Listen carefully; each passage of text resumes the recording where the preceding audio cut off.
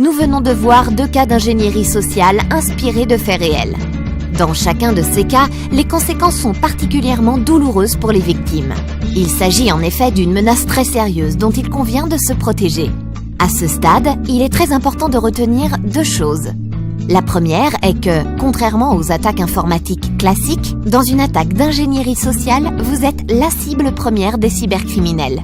C'est vous qui êtes visé.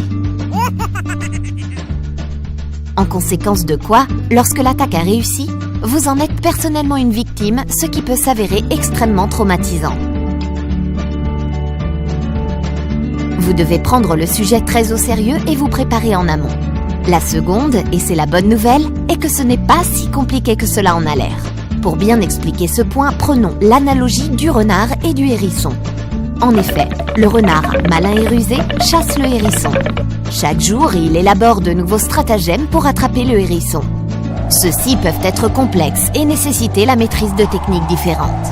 Le hérisson, quant à lui, face à ces menaces variées, répond à chacune d'une seule et simple manière. Il se met en boule et dresse ses épines. Ainsi, malgré sa ruse et son savoir-faire, le renard échoue face à une réponse simple du hérisson et rentre bredouille. Face aux ruses et techniques élaborées de notre renard cybercriminel, dressons nos propres épines et par quelques parades simples, tenons-le en échec.